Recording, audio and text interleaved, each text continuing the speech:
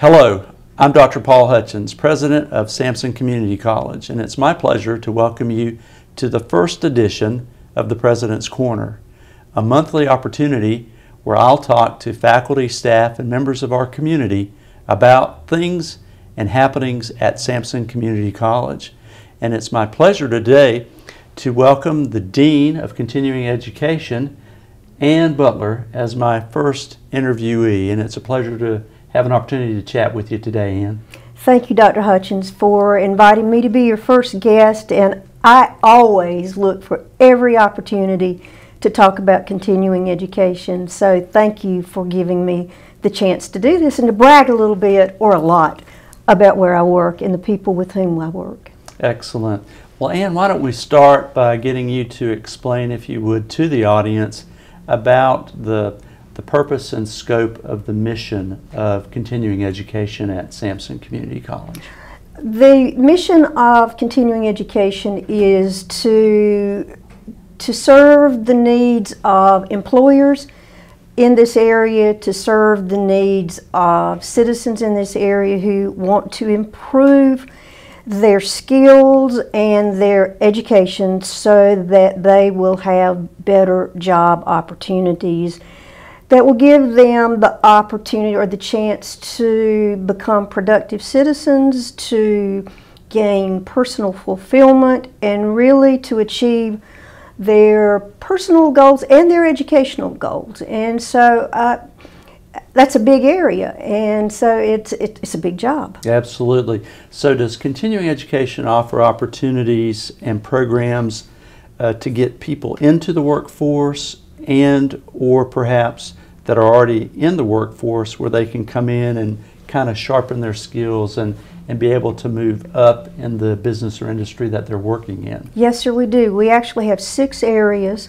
that are a part of continuing education, and they focus on just exactly what you've talked about. And I'd like to talk about each one of those areas very briefly.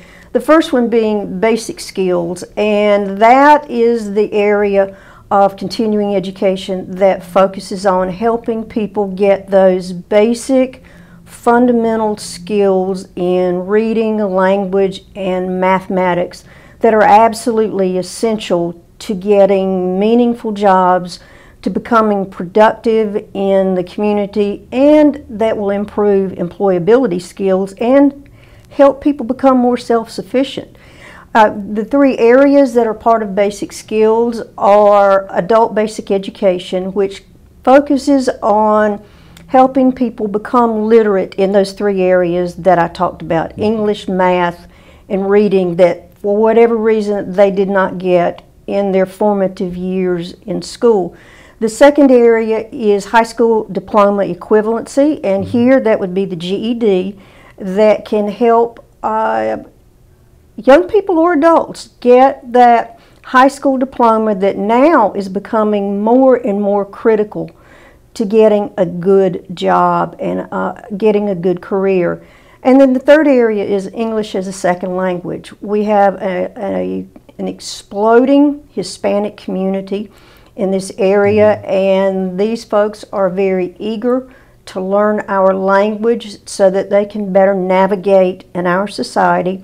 And so we have a very robust program for these students to help them become more comfortable living in our country.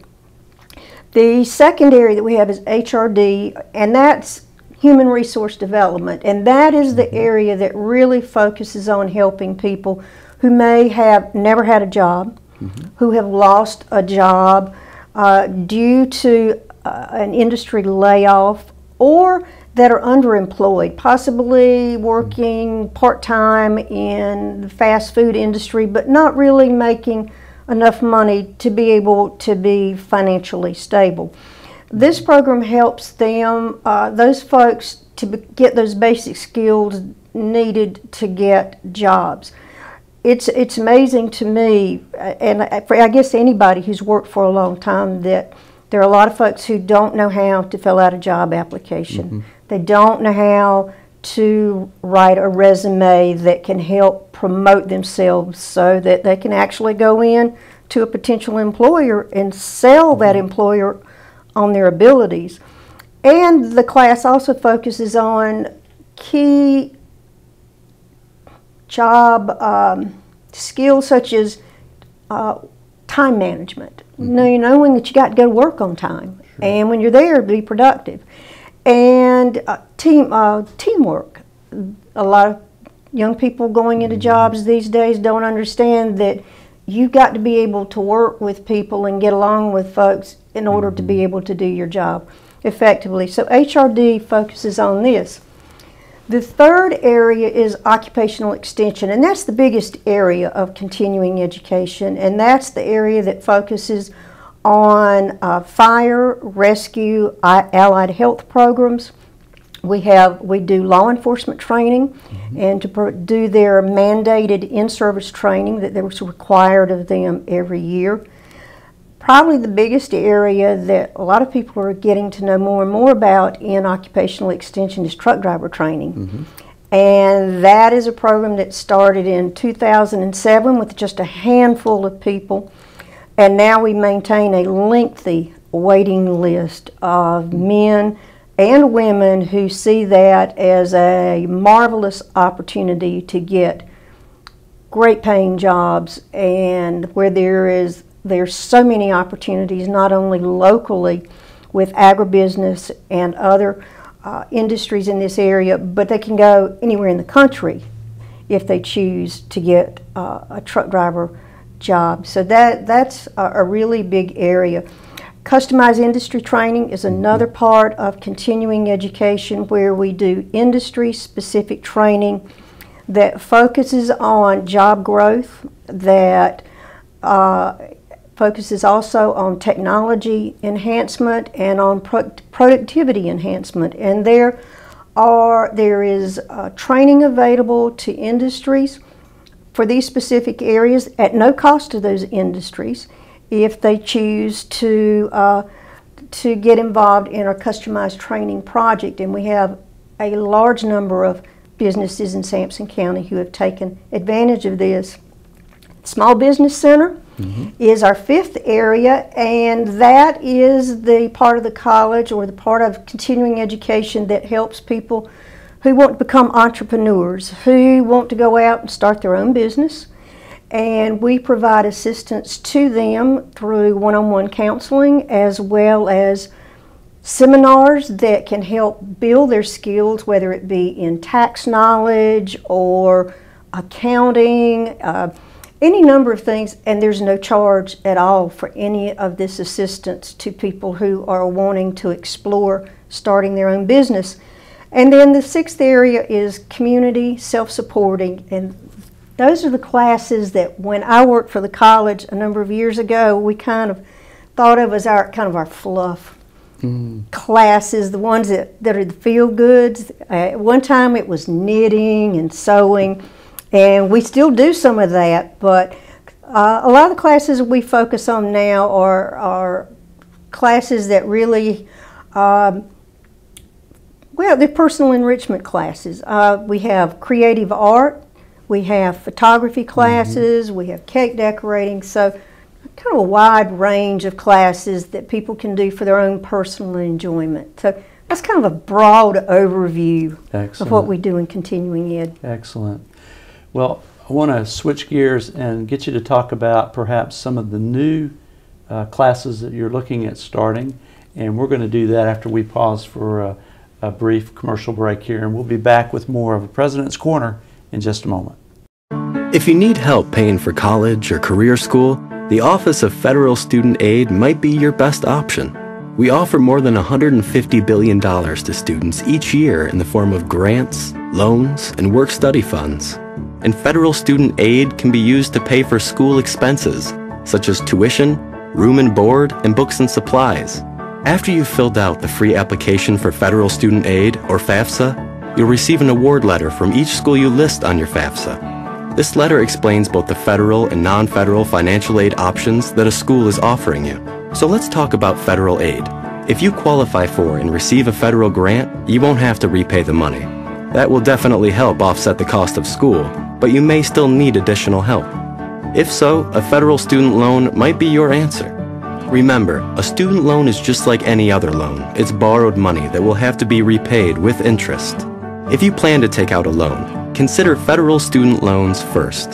Compared to private student loans, federal student loans often have lower fixed interest rates and offer many benefits that you won't find otherwise. For example, when it's time for you to repay your federal student loan, your loan servicer can work with you to find the best repayment plan for your individual needs. Plus, you may be able to adjust your loan payments based on your income. You also may be able to defer your federal loan payments, deduct student loan interest on your taxes, and even consolidate your eligible federal student loans into one loan with one monthly payment. Federal loans can even be forgiven based on certain types of employment. Getting a work-study job is another great option to help pay for school. Eligible undergraduate and graduate students will be able to earn at least minimum wage. If you have questions or need assistance, you can contact the financial aid office at your college or career school or visit studentaid.gov for more information. Welcome back to the President's Corner. I'm Dr. Paul Hutchins, president of Sampson Community College, and I'm fortunate today to be visiting with Ann Butler, the Dean of Continuing Education at Sampson Community College. And I want to switch gears just a little bit now and ask you to talk about perhaps a few of the new courses that are either starting now or will be starting soon that's happening in continuing education. Okay, that's one of the great things about continuing education. Sky's the limit. So we always have new programs that we are either contemplating or that we're starting. We're fortunate this semester that we're offering several new classes that we're really excited about. In the area of allied health, there are two in particular that I would like to mention. One is a telemetry monitor technician, and that is the person who is responsible for that telemetry machine that's utilized to monitor heart rate. And that's a new class that we're getting ready to roll out this semester. Another one that's going to be really important to the medical community, especially to medical providers, is ICD-10 update, and that is extremely critical for medical providers because people who are doing the billing and coding, if they don't code a diagnosis correctly, they don't get paid for it. And so these are the new guidelines that they're going to have to follow. And so this is going to be a really important class and one that I'm very, very happy that we're going to be able to offer our local medical community. A couple of other classes that we're starting. One is a basic automotive repair and maintenance class. This is one that we are partnering with the county schools. And this class is being offered at Midway High School.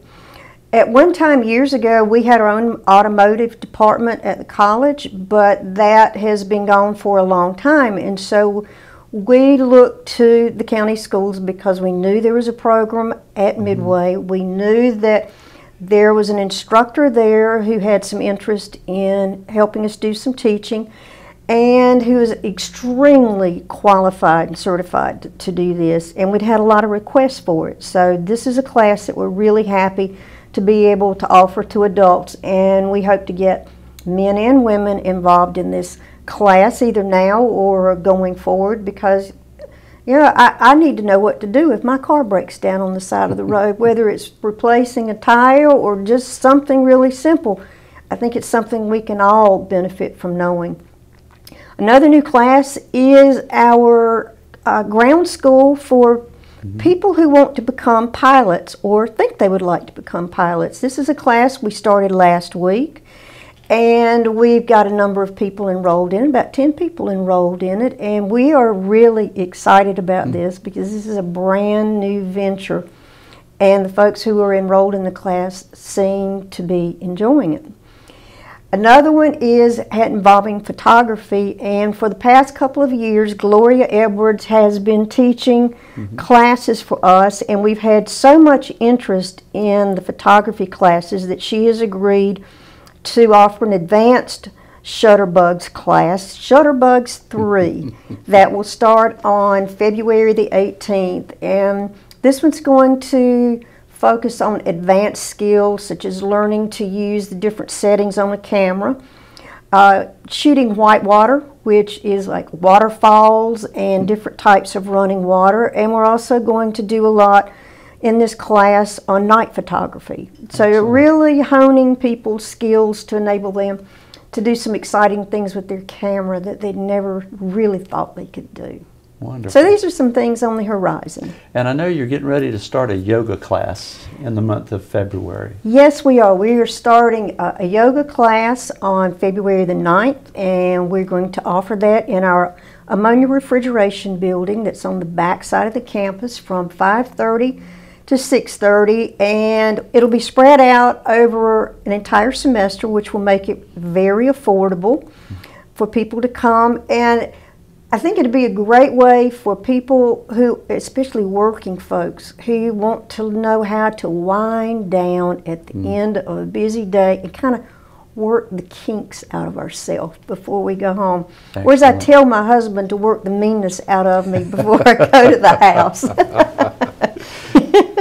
Well, Ann, let's change gears for a third time here. Let me get you to share with the audience, if you would, perhaps some changes that you're looking to make or things that you want to do differently in continuing education as we move through 2015 and beyond. Okay, right off the top of my head, I can think of two things.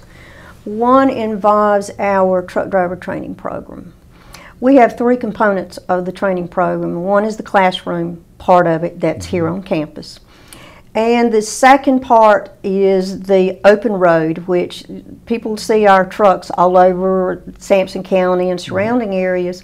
And the third part that I really would like to see something change about that is the training field part of it. Right now, our training field for the program is on the other side of the Country Squire in Kenansville at Ag Provision. They have been very gracious at this company to allow us to use part of their parking area as a training field, because at this point in time there is no paved area in Sampson County large enough to be able to accommodate our trucks and to provide the training areas that we need. For our students, many of whom are currently unemployed and are looking at this as an employment opportunity, this is a hardship for them to have to travel to the other side of the Country Squire every day for 16 weeks or 8 weeks, depending on which program they choose for training. So we would really like to be able to bring this back here and make it more convenient for our students, because that's one of the focuses of our division, is to make learning convenient, and right now it's not. The other program that I would really like to see us broaden or expand is the program that we used to call compensatory education, but now we call it, it's part of adult basic skills, but our program is called the ACE program. It's called the Academy for Continuing Excellence, and the people in this class are adults with intellectual disabilities that they either acquired through birth or some type of injury. But we serve right now about 130 students, adults in the county. We have 3 sites. We have a site here on campus. We have a site in Roseboro and one out at the county office complex through ADAP. We would very much like to expand our facility here on campus to have a multi-purpose room that we can use for education, for physical activities, for any number of activities, but to bring all of these students onto our campus so that we can better serve their needs. Also, if we had our own facility here on campus, we would be able to serve more people than we're currently serving, because our facilities that we have right now are at capacity. But this is a truly special population that I feel tremendously committed to providing the best services that we can to them. And we are getting ready, as we speak, to launch a fundraising effort to be able to expand our facility here on campus so that we can make this dream come true and that we can really provide the best possible services we can to these folks. So that's those two things on my wish list. And both of those are exciting, and I'm very hopeful that this giving community that we live in will join hands with us and help us make the expansion of what we do for the compensatory education students a reality. And I look forward to working with you on that fundraising effort, Ian. Let me stop now and go to perhaps the last thing that I wanted to chat with you a little bit about today, and that is, when I think of continuing education, I really see it for Sampson Community College as a guidepost on meeting the needs of our community, and you do it so well. How do you do that, Ann? Well, Dr. Hutchins, I think there are a number of things that we put into practice to be able to do this. I think first and foremost, we've learned to become good listeners. Wherever we go, we try to keep our ears open to learning opportunities that can benefit individuals, groups, industries, whatever. And when we hear those suggestions, then we try to follow up on them, and if there's any way possible, if it is feasible to be able to offer those opportunities to the community. We do it through listening, by going to community groups, by listening to our students. We do class evaluations, and we read those evaluations of what our students tell us, and if they offer us suggestions about a new class or a better way to do something, then we take that information to heart and we utilize it. The second thing I think is great about continuing education is we are adaptable and we are flexible. We can go anywhere at any time and do just about anything if we have the number of people who want it done. We have classes during the day, we have classes at night, on the weekends. We can offer classes here on campus, but we can do the same thing in a church, in a community building, anywhere where people will come in, will allow us to come in and have a class.